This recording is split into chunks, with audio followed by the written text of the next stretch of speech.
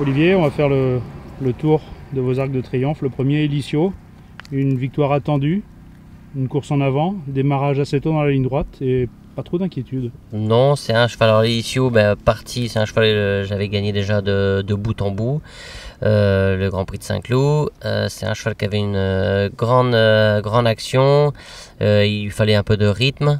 Donc du coup il est parti devant, un petit peu comme Golden Horn, et avant d'entrer ligne droite il a bien accéléré. Je me suis retourné mais très tard parce que justement je n'entendais personne et j'avais 5 longueurs d'avance, donc c'est vrai que là c'était assez facile.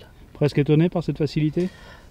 Je pensais qu'on allait m'attaquer quand même à l'entrée de la ligne droite et en fin de compte je m'en suis pas du tout occupé, j'ai monté ma course. Et juste sur la fin, quand je les voyais pas arriver, je me suis dit tiens, ils sont peut-être juste là. J'ai voulu jeter un œil, mais en fin de compte, il fallait que j'ai un gros œil parce que ils étaient quand même loin derrière. L'année suivante, on remet ça. C'était Peintre Célèbre, une tactique un peu différente. Là, oui, avec Peintre Célèbre, on a attendu un peu plus. On est plutôt mi-peloton et c'est un cheval qui a suivi gentiment, venu en fausse ligne droite et surtout dans la ligne droite. Lorsque j'ai vraiment demandé à accélérer, il est venu gagner, il a changé de jambe et puis là il a vraiment accéléré. Il l'a fait vraiment, j'étais très confiant avant, et puis là il le fait vraiment très bien. Là encore, il dépose ses adversaires, une victoire nette. Oui, là il est net et précis, il n'y a pas eu de problème pour finir. Quand on gagne comme ça, est-ce qu'on a le temps de savourer un petit peu plus ou pas? Je pense que lorsque vous vous envolez comme ça, oui, vous avez le temps vous savez que vous allez gagner et quand vous accélérez comme ça, il faut pour venir vous battre, il faut aller très très vite. L'année suivante, c'est un petit peu différent, l'écart est moindre à l'arrivée avec Sagamix. Oui, Sagamix, je crois que ça a été très dur. Il a fallu se bagarrer dans la fausse ligne droite, il a fallu être dessus, il était très froid, il a fallu lui demander. Et malgré ça, toute la ligne droite, j'ai lutté pour justement venir juste sur la fin. On va dire c'était une victoire, mais vraiment juste sur le poteau, il fallait y croire. Elle était espérée quand même, cette victoire, avec ses performances? Elle était espérée, mais dans la fausse ligne droite, je rigolais pas trop, puisque je voyais tous les autres concurrents qui allaient facile, et moi qui étais à la poussette et qui justement ne pouvaient accélérer. C'était un profil particulier, il n'avait couru que 3 fois avant l'arc, 3 fois en débutant à 3 ans. Est-ce que c'est difficile de venir comme ça sur cette épreuve-là avec ce type de chevaux? Non, c'est vrai que c'est difficile, et ce jour-là, il y avait André Fabre avec plusieurs partants, et il m'avait demandé ce que je voulais monter.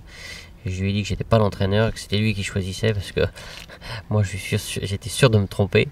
Puis que lui il était là tous les matins, c'est ses chevaux, il les connaît. Je lui ai dit choisissez pour moi, et il m'a dit mais si je me trompe, je dis comme ça on sera deux.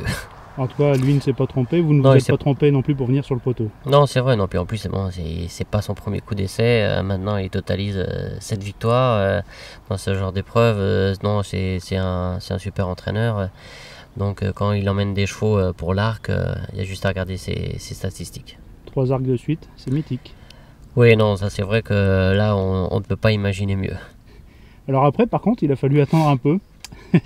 Avec un déroulement de course un peu fou quand même sur les Mias, ça s'est passé. Il n'y a pas un moment où on pense que c'est fini quand Orfèvre repasse? Oui, mais c'est une pouliche qui est quand même très dure. J'y ai cru, j'ai dit au moins on va peut-être pas gagner, mais au moins on va être second. Et c'est surtout quand j'ai vu Orfèvre complètement penché qu'il allait chercher appui sur rail et que Christophe avait beaucoup de mal à s'en servir, que le cheval n'était pas évident, je me suis dit il faut y croire jusqu'au bout. Je savais qu'elle était très dure et là c'est vrai que c'était une belle lutte, j'y ai cru et j'ai bien fait puisqu'on a mis la tête où il fallait. C'est un drôle d'ascenseur émotionnel quand même. Ah oui, parce que vous pensez venir au début, vous dites ça va le faire, et puis au moment où vous dites on est loin du poteau et on vous envoie un qui vous passe très vite, on vous dit on va être pour les places, et puis quand vous voyez comment que ça se passe, vous dites peut-être qu'on a une chance d'y arriver, donc on va aller jusqu'au bout, et elle nous a donné toute sa bonne satisfaction. Puis avec une casaque à laquelle vous êtes très attaché. Oui, non, c'est vrai, quand vous êtes sous contrat, ça fait toujours plaisir, mais surtout que l'Arc de Triomphe, ça se court pas tous les jours, c'est très difficile déjà avoir un cheval, donc là quand vous avez l'opportunité, là on va dire, vous donnez tout ce que vous avez. L'an dernier, on n'a pas vu Olivier Pellier dans l'arc. Cette année, est-ce qu'on a une chance Oui, je pense que là, j'ai deux propositions. On va voir un petit peu. Ils attendent un petit peu en fonction du temps et de la forme des chevaux. Bon, bah, j'espère qu'on attend ça avec impatience d'avoir une bonne confirmation positive.